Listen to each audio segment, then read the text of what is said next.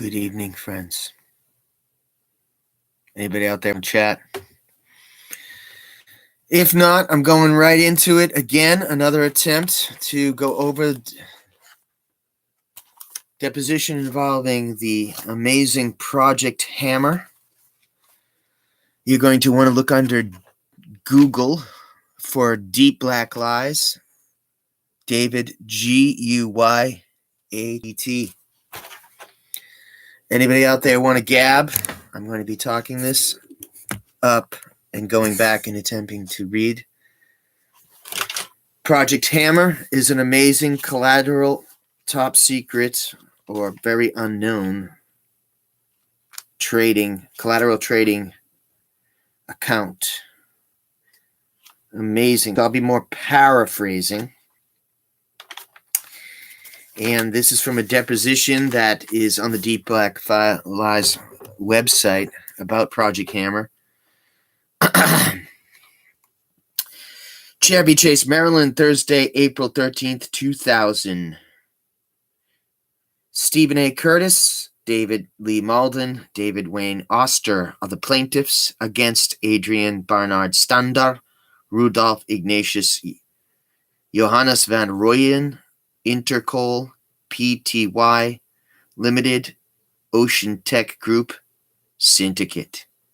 They are the defendants in this case.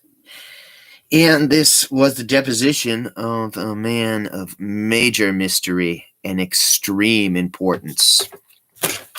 That's General Earl Cocke Jr. Going way back, if you're really into it, you'll be aware of the Guggenheim Bank scandal, and even perhaps have read the book Crimes of Patriots, which is interesting. I'm going to go out on a limb here and say I'm not so sure if this is entirely criminality and if this is something that isn't of a necessary nature. The kind of money that's in this account,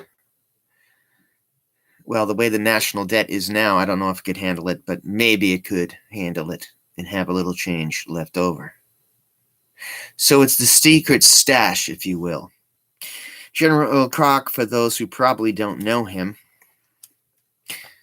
it's a kind of a Mycroft Holmes character. And he worked for a lot of U.S. presidents. He claimed he could get any U.S. president on the phone, except for he could barely get James Reed of Citibank on the phone. And this fund, probably not there anymore, but was in a major block at Citibank. Their symbol being the umbrella. So I'm not about to say that, and I probably got a thumbs down when I did the original crappy version of this, by defending aspects of the writings of Zbigniew Brzezinski. I have said repeatedly that I'm tired of guys just saying that he's the kingpin of the New World Order and a complete secret society scumbag when he's written a lot of books that need to be read by Americans, Europeans, and others. So at some point, this is just a heads up. I'm just going to briefly do this as a teaser, and then I'm going to paraphrase and go through the deposition another night. Anyway, I'm going to also leave a link to Deep Black Files.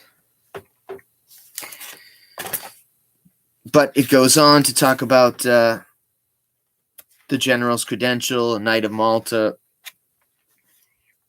the head of the American Legion, the youngest, and the oldest head of that, president of Delta Airlines, brigadier general, and we assume, based on what we know, that he was a person that was probably a deeply involved, highly evolved CIA black operative,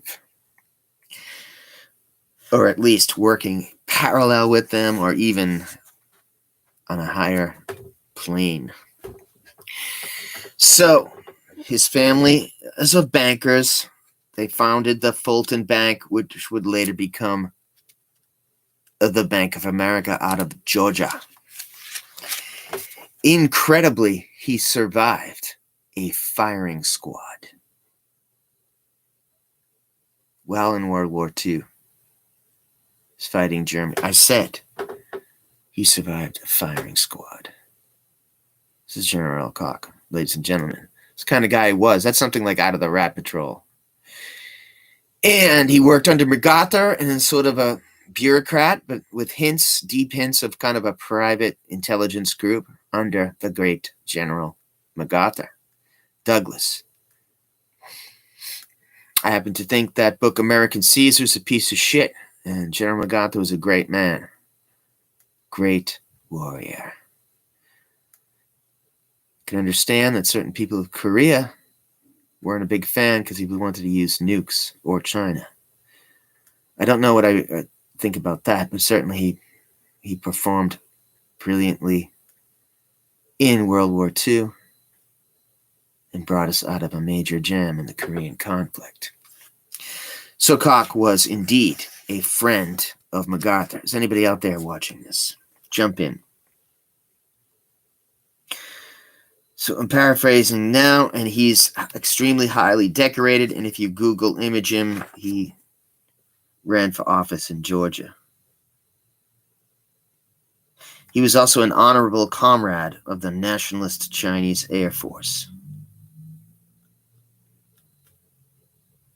This hints heavily that he was the man, or one of the people, who probably brought us the fantastic Air America operation. Air America. See the movie with Mel Gibson and Robert Downey Jr. for the fast talk. Anybody out there want to talk about the general? I am a huge fan. So, at one point they asked him, now you've had some what I described as post-military assignments in the U.S. government. Yes. I was on the U.S. delegation to the 14th and 15th General Assemblies of the United Nations, 59 and 63. After the UN, for the first time, he was the first full-time U.S. representative at the World Bank for the United States of America. At that time, I owned 28% of the stock, and of course, I had all kinds of people in the Treasury tell me what to do. Don't get me wrong. I made all the decisions. But I was the executor. I was the delivery. Hey, I lost my one listener. For those of you who don't know, this is probably one of my best YouTube rants, so pay attention. Pay attention, brothers. He was an executive director by title, but a full-time employee. My boss came in one time in 4 years. So he had the title of what you would call executive director. You understand what I'm saying? I love how in this he's like, you understand what I'm saying? They ask him, what about, do you know about banking? He's like, I could teach banking at the university level. You know what I mean?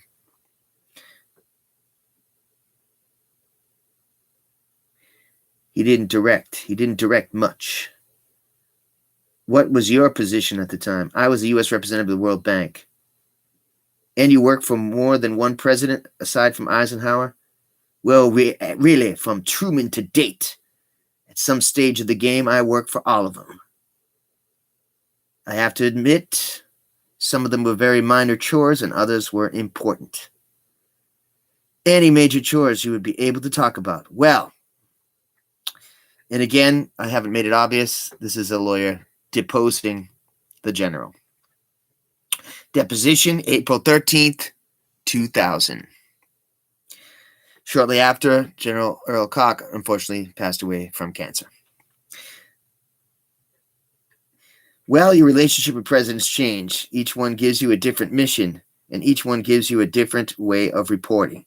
And therefore, yes, I can talk about whatever you want to, but I think that's really immaterial. Why should I tell you this kind of thing with this president and this kind of conversation with that president? And no relationship to what you're talking about. You know what I mean? All right, so you were also employed by some significant private organizations, for example, Delta Airlines. And Cocke goes on to say he ran Delta Airlines because the president had some hot trouble of that company. Well, I've been in and out of numerous businesses. I don't think of that as really involved here. Question. You have a background in finance and banking. Well, do you want to go into family banking and bring that up? And he starts talking about going back to 1867 in Georgia. I had a grandfather that put one in about 1890. So he's got a big banking family. And like I mentioned, Bank of America, which has been rumored by certain people to be involved in intelligence. I don't even know if it's around. I haven't seen their ATMs. Anybody want to get? I'm live. Get in here. We're talking interesting stuff. Interesting stuff, friends.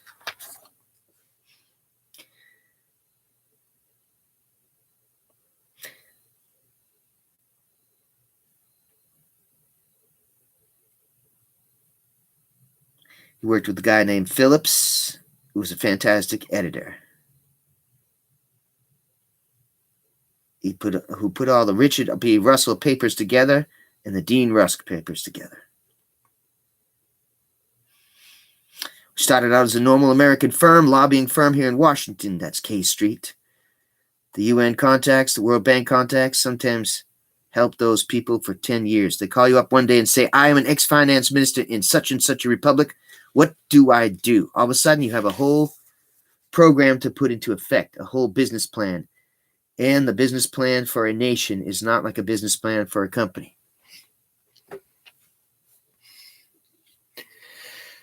So, unlike today's fuddy-duddy government secret men, General Cocke was a patriot.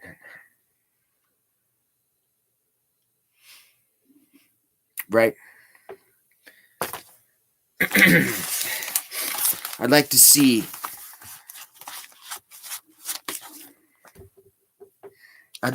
Brennan give a guy like General Cocke a hard time. You know what I'm saying?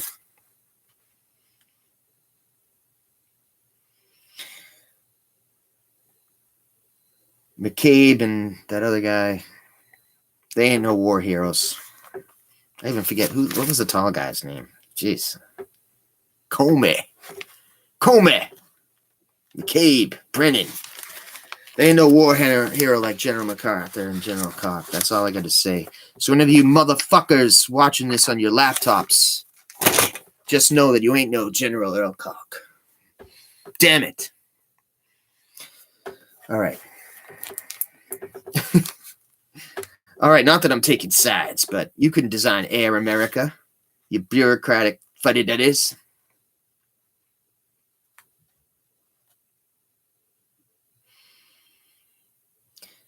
We changed a lot of legislation, so they worked. He worked with the Chinese nationals, receiving an award.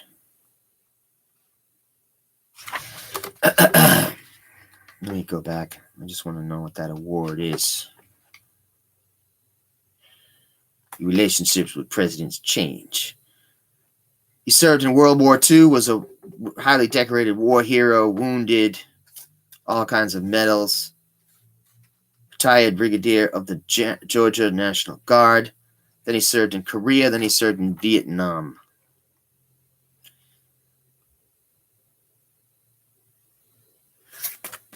Graduated MBA, Harvard Business School. I bet you they mailed all the tests and stuff and paperwork to Georgia, and he never was in Harvard Square.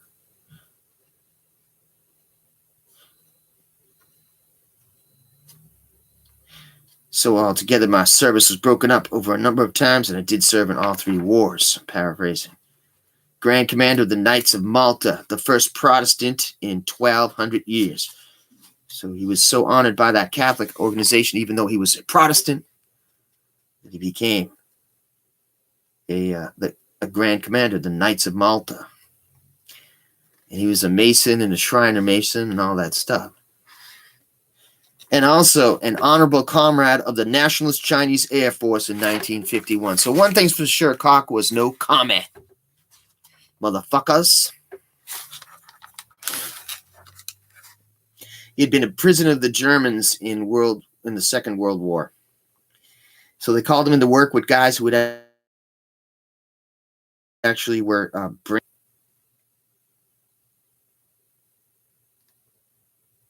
in the Korean War, kind of like out of the Manchurian Candidate. Anybody want to jump in, or is this too obscure? I've got one listener, probably one soldier on a laptop, seeing if I was disclosing any information that I shouldn't. I'm not. This is all this is not conspiracy theory. This is just nothing but a deposition, really. But it's fantastic. Hats off to David Guyatt. I don't know if I pronounced his name. A London banker. Puts his neck on the line to talk about fascinating stuff. Don't think he would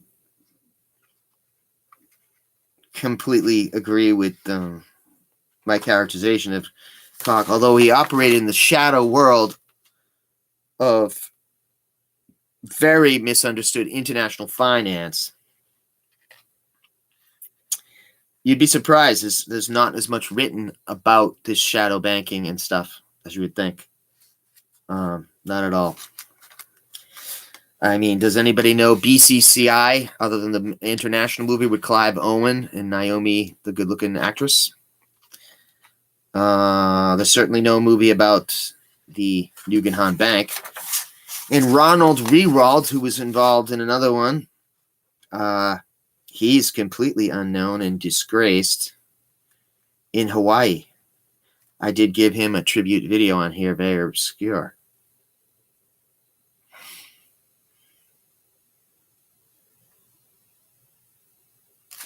Very complicated stuff.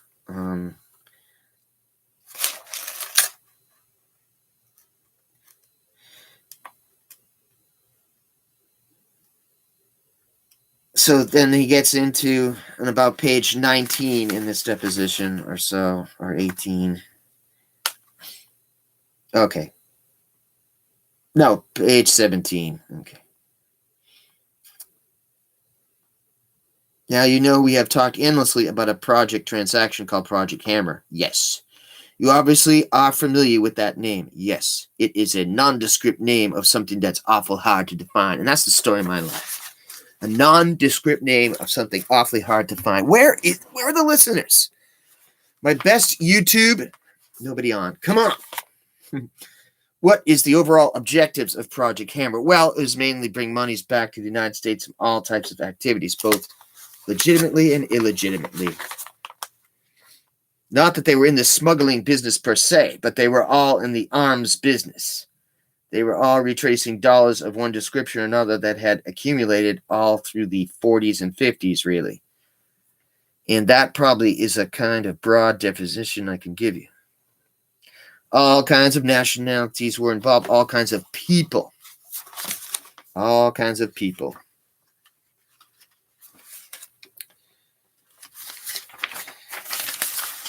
Involved.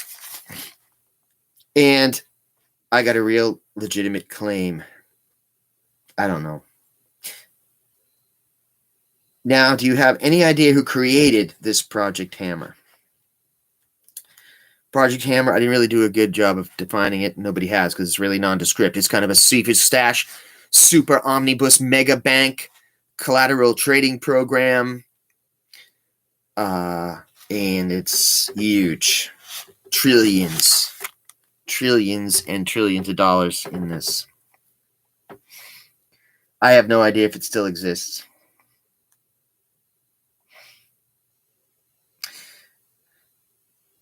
Okay, so he says, finally, page 13 to page 18. Now, do you have any idea who created it? Who created Project Hammer? Probably the Illuminati.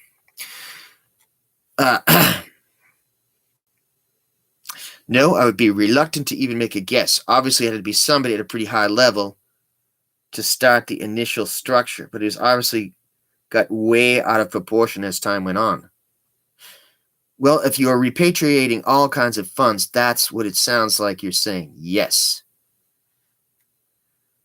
Question. That would involve, it sounds to me, please correct me, I am naive about some of these things. It involved various agencies of the U.S. government.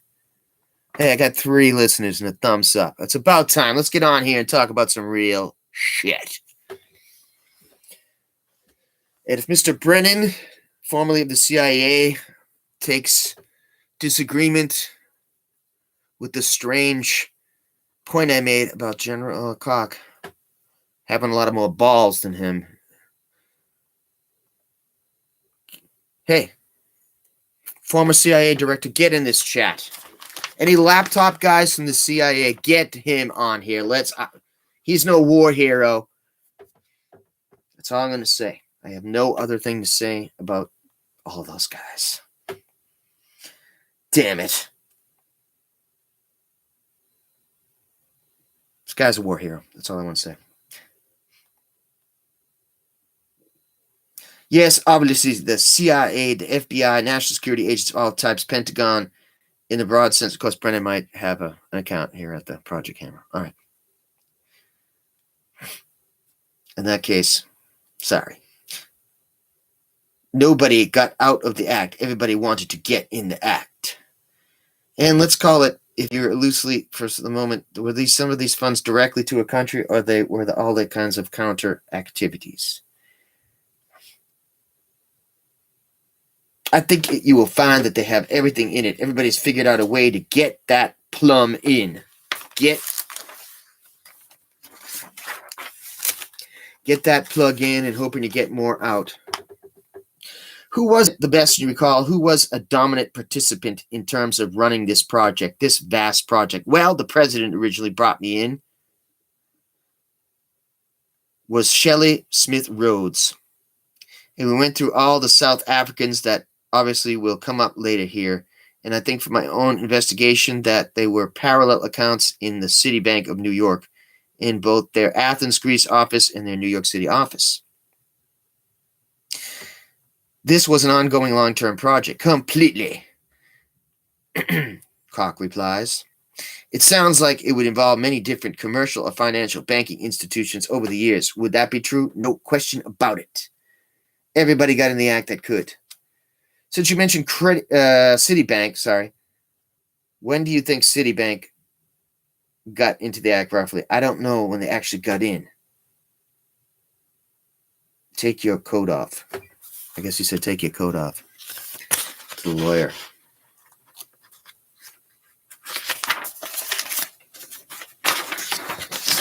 I understand that I'm going to the Project Hammer. Everybody be afraid to get in the chat room. I don't blame you.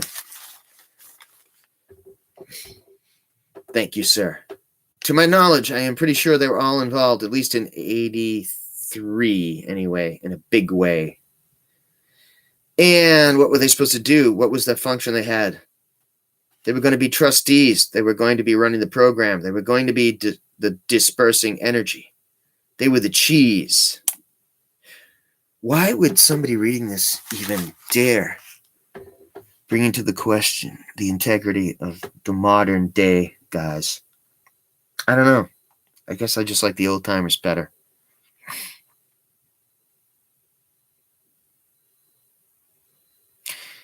While we're on the subject, who was the principal banking officer of Citibank?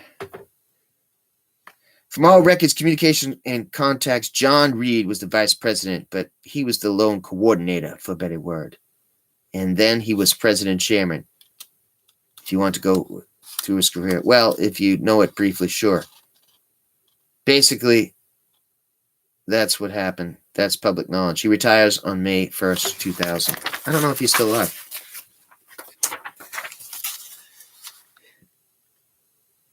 Was it Citibank's function and direction to gather these funds and then put them into certain kinds of programs to enhance their value? That is correct.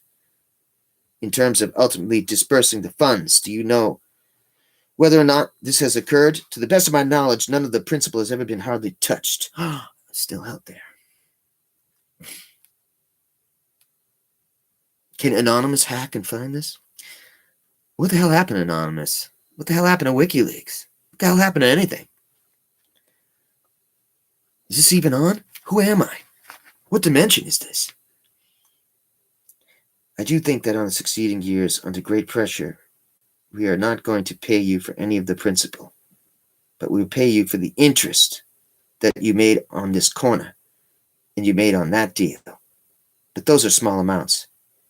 I don't know if I asked you this or not. Did you play any part in the organization of the account? None whatsoever. I came in to see if we could bring people to realize that nobody is going to do anything unless the whole group stays together. Uh-huh. I will get into that in just a moment. You indicated Citibank was a principal player in this. What other banks were involved? We never found out. That's where the money started, and everybody added to it from a number of different countries and different nationalities.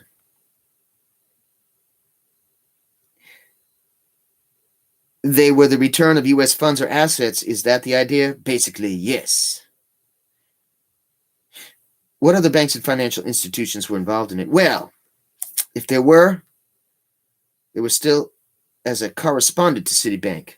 So if they did at some stage of the game, they saw you were big enough, you run it. We don't want to waste any more time on it. So if you're not a big whale, no part of Project Hammer. I guess that's common sense would say that. Dictate that anyway. Do you know which of those would be involved was the Chase Manhattan one? I am sure that every big bank in every other major country at some stage of the game had some of this pass by them. They had a chance to refuse, they had a chance to sit still, or they would have a chance to take it up. Was this kind of confidential operation the whole time it was in progress? Was this a kind of confidential operation during the whole time in progress? It started out to be very hush-hush, but when you have people in a program, everything leaks. Okay, so I guess by insiders it wasn't very secret. Let me divert from that for just a moment and come back to it. Do you know, or do you have any occasion to know a fellow by the name of Roelf Ignatius Johannes van Rohen? This is at the time when the South African thing was really hot. So this involved, there was armaments, money to be made in arms. South Africa was hot. That man has had so many names that the only one that he identifies him completely, he does not walk away from, is Roelof, R-O-E-L-O-F. He has Roelof in his front end. And I can give you certainly 4 or 5 other aliases of one type or another. Question. So it was Roelof van Rooyen. Correct. One time it was Von, the next time it was Van. You understand what I'm saying. He will change an initial and write it out, or next time it's a V. So you get all kinds of confusion. And he is a great confusion man. What was the first time you ran into him? I never actually shook hands with him. I have talked to him on numerous times over the telephone. I have offered to meet him at odd places. He agrees to the meeting. I will meet you in Paris. I will meet you in London. I will meet you in Frankfurt. And then I will let you know what my planned schedule is. Have you ever had 2 weeks later, he never told you what his planned schedule is, and as a result, I never did meet him. That's cool. That's the way I do things. Meet me here, meet me there. Oh, no, I'm not coming. I book 5 hotels when I go to a city. I cancel them all. And then I stay at the one that I walk in off the street. And that's what you should all do in this age of the Google and Facebook. It's a full moon tonight, friends. Let's keep going. We're on 29 minutes.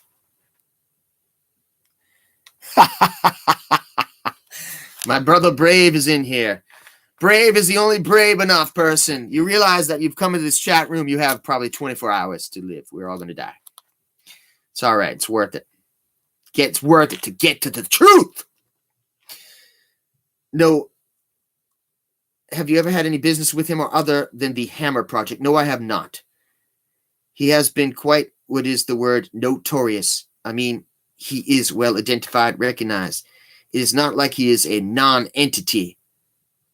That's exactly what he is. Oh, I love that. Oh, yes.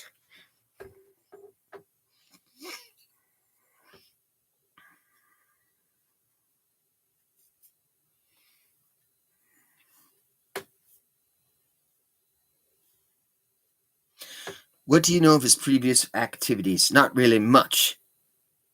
I am sure he served in South Africa in the military, which was a very fine organization in World War II.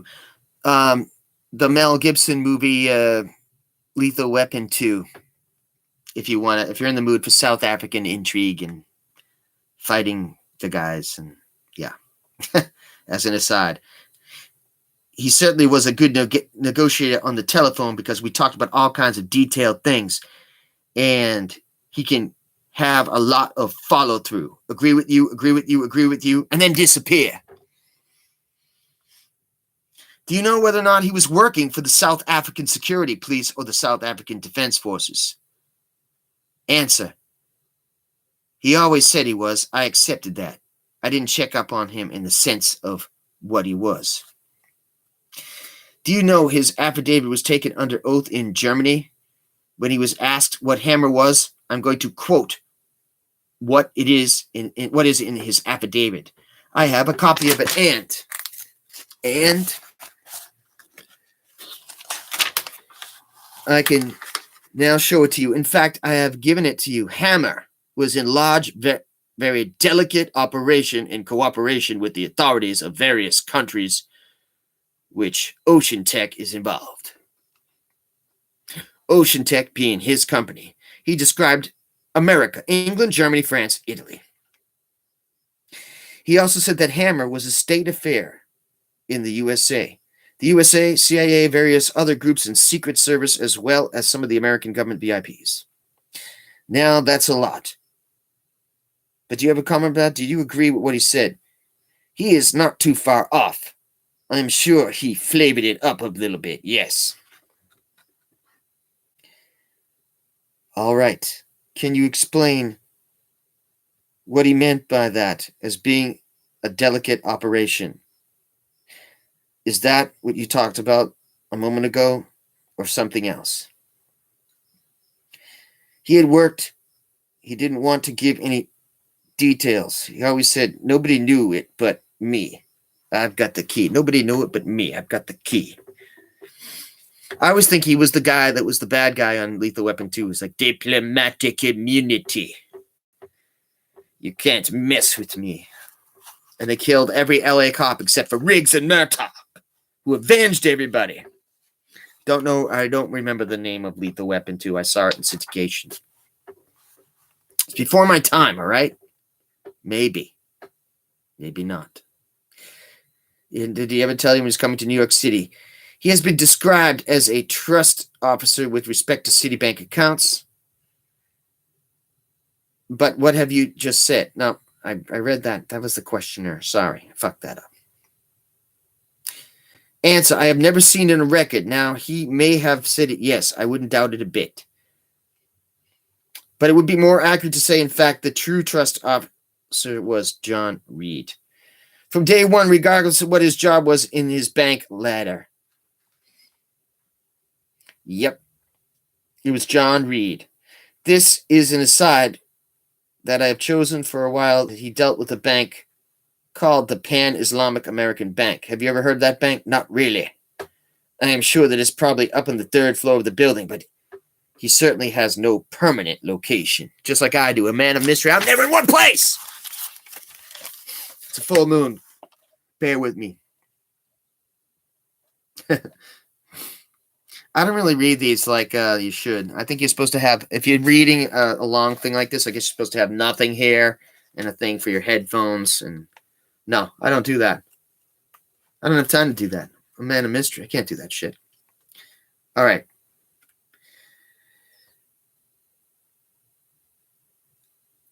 I'm sure he's up in the 3rd floor, but no permanent location. He is purported to be an officer in SUR, SRUR, an officer in the bank. I never talked to him, no. Now I have been advised, and I want to know if you have knowledge or understanding if that Project Hammer also included the raising of funds in the transferring. I wonder why the general never took the Fifth Amendment on some of these questions. Very interesting. Funds for the purpose of providing money for military operations in South and Southern Africa. Sudan, the Sahara, yes, it has been mentioned. I don't think that is the main purpose, no. Question, I understand. Do you know of any of the facts surrounding that kind of operation? No, except for broad statements. What would you say is a broad statement? Well, they wanted to take credit for almost everything that was done, and therefore they stretched it instead of extending the exact facts. Hold on one moment. Short recess taken by Mr. Blacked Out. I have been advised and am wondering if you have any knowledge of the fact that Mr. Van Roen and Stander were acting as agents of the U.S. arms dealers who were shipping arms to Angola and Mozambique. They certainly took credit. Whether they ever closed a great deal or not, I don't know. But they would always say, on my last trip to Alexandria, we didn't see you, or you weren't in Alexandria? Well, that's where the arms people are. You get that kind of answer in identification.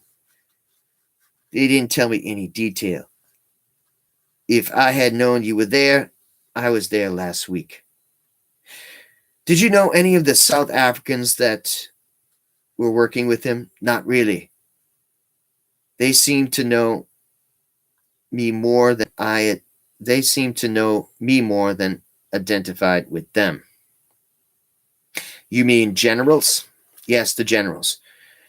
Once I had spoken in South Africa several times, and it's always gotten the good press. So I am on the platform, and there's a good audience out there, so they remember me. I don't remember them. What year was that? That was really early. This is 78, 79. Did you know, for example, General Vander Rietstalen? I know the name. I never met him. How about General Ingerlegbert? I know that name too, but I never met him. Now, if in fact one of the projects inside of Hammer was to produce funds to assist in military operations, first of all, going that far, would you agree that was part of the purpose behind it? By the time I got in, that was the absolute secondary position. That was an absolute secondary position. Most of these people just wanted to get that money back out. Question, by assuming that was the project in the beginning, it could have easily been the primary mission way back. Way back when? Oh, in the 60s. It didn't have that name. It didn't have the name. It didn't have any of the boxes that you were talking about now. But each was trying to repatriate money. Now, another aspect of it was having a large financial trading program. Is that accurate? That is the simplest definition you can give it. A large financial trading program. Only 2 listeners. Can you explain in general how it functioned? In that it was a trade program for those of us who are not familiar. The stock way, all big banks, all central banks change within themselves. The stock way, all big banks, all central banks change within themselves, curtail their balances, build up their peaks, and then sell it. And how is that done roughly? Can you describe it? Page 30. Yes, most of it's done in a 4-week program to be technically correct. And that's the way it's done. Does it actually involve the trading of banking instruments? Yes. Now that we've got so much up on the screen, I would say today it's all done on the screen because he's talking about computer screen. on the screen. How about in the past? In the past, it was generally got to the level of communication that we have today and computers and so forth. It was more of old-fashioned handbook accounting. I have heard that involved collateral trading. Does it? Well, you don't borrow money even on an automobile unless somebody puts up the collateral. Oh, no wonder I always mess up. Okay, so the word collateral in a loan. I don't care what level you're talking about, it's got to come together. And the first thing any banker who's going to settle an automobile is, how are you going to pay it back? I'd be glad to loan you the money. The car is the collateral. But the real question is, how are you going to pay it back? The job you got, can you pay it by month? Can you pay the year and so forth? So when you use the word collateral, that's as basic as anything in the loan business, whether you're talking about buying or selling an automobile or buying and selling a nation. Whoa. The way the word has been used in some of the transactions that you and I talked about seems to be used to describe the purchase and the sale of commercial banking instruments, and the instruments are commonly referred to as collateral. Answer, that is correct. But that's a slightly different version. That's obvious. I mean, the simplest answer for you is an automobile, all right, son? He didn't say that. When it is used in the way I just described, the collateral usually described, as I have said, a very large amount of banking instruments with a certain face value that are discounted and then resold. Answer, it's about 35. You sign it all and you sell it simultaneously at a discount. Everything is at a discount. Now, are instruments actually issued or electronically recorded in some manner? Answer, both electronically recorded now. But I think it is to everybody's interest to understand they all want to be helpful and they all want to get paid. And as a result, they don't argue. They just come to the table and sell it the best. They just come to the table and sell it is the best way to say it. Did Hammer include a lot of collateral trading programs? A lot of these collateral trading programs? Yes. If they ever got any of them going, then they were highly successful. I am sure that Citibank has made money for 12 years out of it. When these funds are earned, I mean collateral trade with Citibank's special accounts, or were they recorded? Answer, everything was a number in the bank, and all the banking is by numbers now. This is a while back. They put it in. Most of the accounts are transferred almost immediately. You put it in and say like a Monday, and I bet you by Wednesday that number is not used, and they leave $100 in the account. It is still there, but they can't clear anything. I mean, as far as drafting and checking or request. And then you get it to Wednesday, and then they got a new number. And then you try and find out how you go from this 9-digit number over there to the 7-digit number. All they did was knock off the first digit or knock off the last 2 digits, and they can trace it. But you can't trace it. Question, to your understanding, being in charge of the Hammer collateral trading account, that did that? Answer, that detail I couldn't tell you, but because obviously at a level, I'm not talking about the clerk level. I mean, somebody has to punch them all in is what I'm trying to say. Who would have the overall management control of it? I think you still have to go to read. Question, I have also been advised there are trading programs frequently produce credit for participants rather than cash. Answer, that is true, yes. Can you explain a little bit? Well, it's exactly what it is. It's a credit, and sometimes a discounted credit. A little complicated, but it can be done. How would I get a credit, for example, at Citibank? What would I have to do in order to obtain some kind of credit to my account? Answer, well, I probably could discount earnings if they would admit they're not earnings. But as they got bigger and bigger, it could mean anything. Question, how big do you think this Hammer transaction was? Don't ask me. Every estimate I have heard is just not logical. That's incredible. Page 34. How big is the hammer transaction? Don't ask me. Quote unquote, don't ask me. Every estimate I have heard is just not logical. Some people have said it's like quadrillions and stuff. At one time, there were documents purporting to show as much as what I've described as Bernie Walbart schematic. I guess that's something they had as an exhibit. Yeah, exhibit 1 on the wall or something. What was in certain accounts at Citibank as part of Hammer, I believe, furnished a schematic. They're showing the schematics. Because this is Cortez. They jammed me. Stop jamming me. Did you see that? I was just jammed. We're only 45 minutes in. Don't jam it. That was weird, though. Did you see me? I stopped. I looked like Max Headroom. Who is Bernie Walbdt, Wamboldt, to your knowledge? He is a Canadian that lived in British Columbia. He's a relatively young man. I'd say he's about 50 now.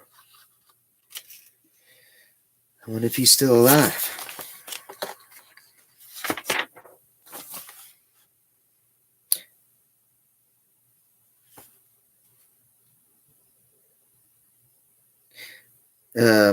Life work, and he will travel, and he will come to New York. He will be in Washington. I've seen him in both places. I've been to Vancouver twice and seen him on 2 occasions. I've tried to work with him because he presents himself as the one person who can handle 30 some odd accounts, participants, or players. We play with all kinds of words here. Do you believe he had, or do you know whether or not he is a Canadian government? He has a Canadian governmental position. I answer, I think the best statement is me saying that he is scared of his own shadow. He was almost foolish to meet me one time in New York. He caught a taxi for 12 or 15 blocks. He got on the subway and rode almost the same 15 blocks back, and then get on another cab and goes 2 or 3 blocks before he meets me. Question, but that's an awesome scene. But in terms of his knowledge or his transaction that you've been, let's take a look at Exhibit 1. Do you have any knowledge as to whether or not he was acting in any way for the Canadian government in terms of his work? He never claimed it, but he did claim pretty good Canadian banking, stock market type of connections. Yes, I think he had pretty good banking connections. All right. With respect to that exhibit and the question I just asked earlier about the size of some of those Hammer transactions, do you see the number at the bottom of the page? Yes. First of all, can you tell me what that number means? That on this date, they thought this was the value. And, name blacked out, and Tom, if you could take a moment, I have identified Exhibit 1, so this is showing the stuff.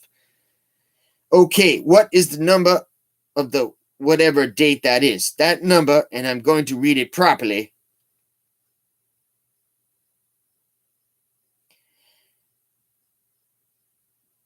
$223,104,008.03.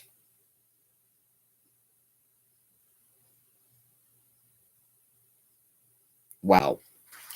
That's 223 billion, 223 trillion, 104 billion, $8.03. This is way before the year 2000, by the way, so I don't know. Anyway, I'm going to stop there, and I'm going to continue this another time, but I ended on the best part. That is correct. Well, I guess, should I go in a little bit? Wait a minute. Interested in the deep black files, which you must go to.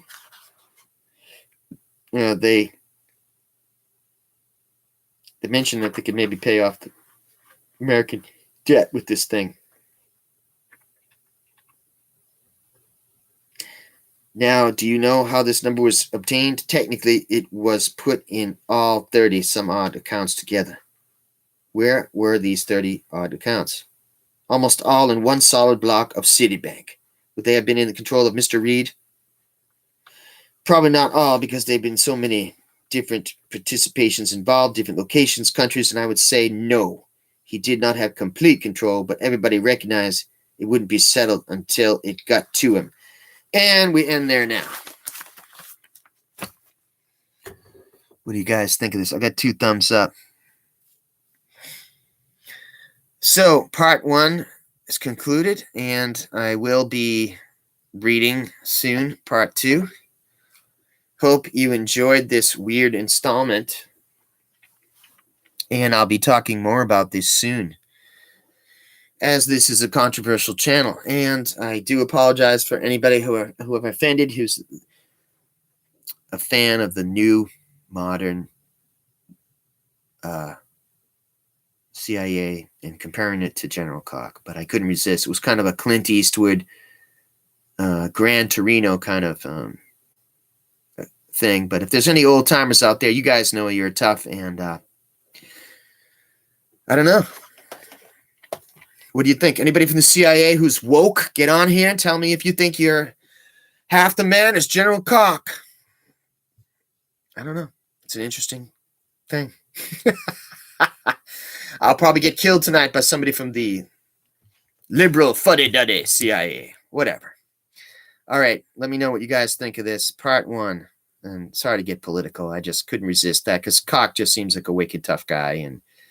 And modern people really don't. The people of the now era aren't guys who survived assassination squads, firing squads in World War II, and didn't really serve in 3 wars, stuff like that. All right. Check you guys later. Hope you liked this very obscure thing. I'll be explaining this on another Stosh YouTube soon. Have a good night, you guys.